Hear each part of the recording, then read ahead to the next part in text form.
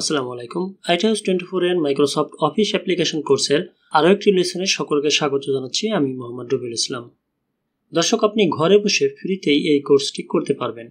এই কোর্সের অনেকগুলো লেসন রয়েছে।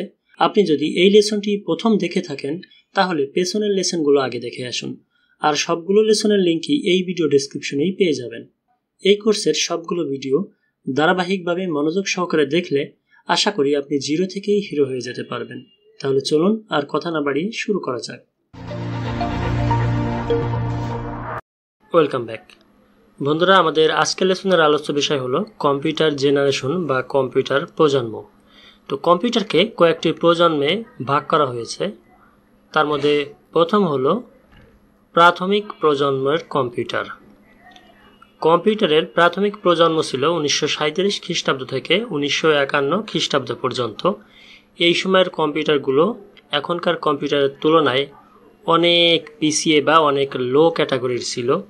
আমরা ডান পাশে যে ছবিগুলো দেখতে পাচ্ছি এগুলো মূলত প্রাথমিক প্রজন্মের কম্পিউটার। এখন আমরা দেখব হচ্ছে প্রথম প্রজন্মের কম্পিউটার।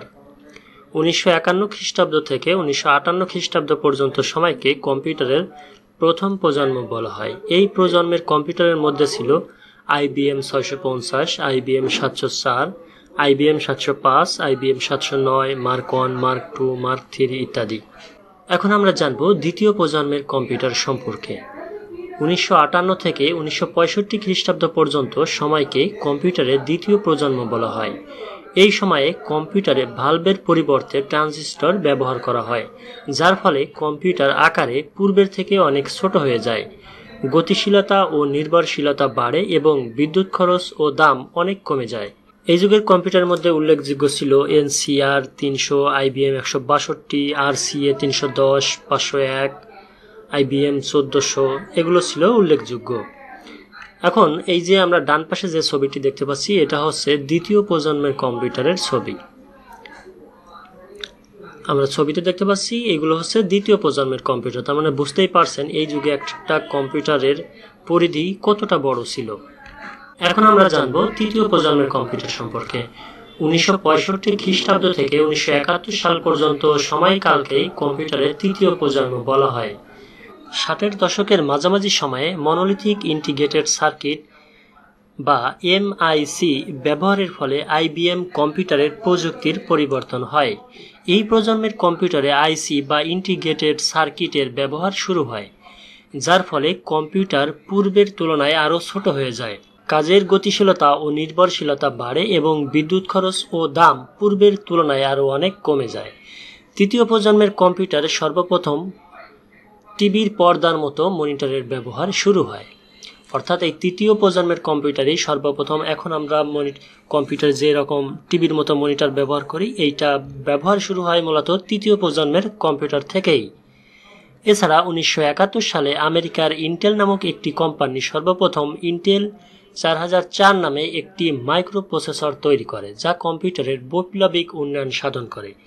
এই প্রজন্মের কম্পিউটারের মধ্যে উল্লেখযোগ্য হলো IBM 360, IBM 370, GE 600 ইত্যাদি। স্ক্রিনের ডান পাশে আপনারা তৃতীয় প্রজন্মের কম্পিউটারের ছবি দেখতে পাচ্ছেন। এখন আমরা জানব চতুর্থ প্রজন্মের কম্পিউটার সম্পর্কে। 1971 সাল থেকে শুরু হয়ে আজও কম্পিউটারের চতুর্থ প্রজন্মই চলছে। 1971 সালে মাইক্রোপ্রসেসর তৈরি হয়, যা ব্যবহারের ফলে কম্পিউটারের বৈপ্লবিক পরিবর্তন হয়। সাধারণভাবে চতুর্থ প্রজন্মের কম্পিউটার বলতে মাইক্রো কম্পিউটার বা পার্সোনাল কম্পিউটারকেই বোঝায়। এই যুগে কম্পিউটারের উপর আমাদের নির্ভরশীলতা যেমন বেড়ে গেছে, তেমনি কম্পিউটারের কার্যক্ষমতারও অনেক প্রসার ঘটেছে। বাসা বাড়ি, অফিস আদালত, দোকানপাট সর্বত্রই আজ কম্পিউটার পৌঁছে গেছে, যার দামও পূর্বের তুলনায় অনেক কমে গেছে। চতুর্থ প্রজন্মের কম্পিউটারের মধ্যে IBM 3033, IBM PC/AT ইত্যাদি উল্লেখযোগ্য। আমরা স্ক্রিনের ডান পাশে যে ছবিগুলো দেখতে পাচ্ছি এগুলো হলো চতুর্থ প্রজন্মের কম্পিউটার, তথা এখন আমরা যে কম্পিউটারগুলো ব্যবহার করছি সেই কম্পিউটারগুলোরই চিত্র।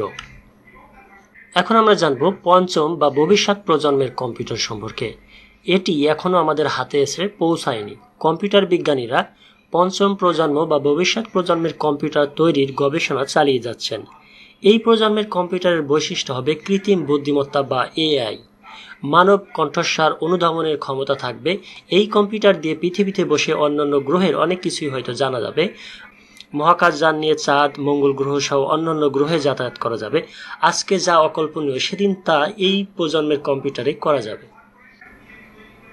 প্রিয় শিক্ষার্থীবৃন্দ, আজ এ পর্যন্তই। যদি বুঝতে কোনো সমস্যা হয় বা কোনো প্রশ্ন বা মতামত থাকে তাহলে কমেন্ট করে জানান। আর অবশ্যই আমাদের চ্যানেলটিকে সাবস্ক্রাইব করে পাশের বেল বাটনে ক্লিক করে ঘন্টাটি বাজিয়ে রাখুন। তাহলে আমাদের পরবর্তী ভিডিওগুলো আপলোড করার সাথে সাথেই তার নোটিফিকেশন পেয়ে যাবেন। পাশাপাশি আইটি হাউস ফেসবুক পেজটিও ফলো করে আমার সাথে সংযুক্ত থাকুন। কথা হবে পরের ক্লাসে। সকলকে ধন্যবাদ। আল্লাহ হাফেজ।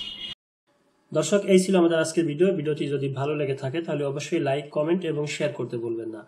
আর আপনি যদি আমাদের চ্যানেলের নতুন দর্শক হয়ে থাকেন তাহলে অবশ্যই আমাদের চ্যানেলটিকে সাবস্ক্রাইব করে পাশে থাকা বেল আইকনে ক্লিক করে অল নোটিফিকেশন অন করে রাখবেন। আর যদি অলরেডি আমাদের সাবস্ক্রাইবার হয়ে থাকেন তাহলে আপনাকে অসংখ্য ধন্যবাদ এবং কৃতজ্ঞতা প্রকাশ করছি।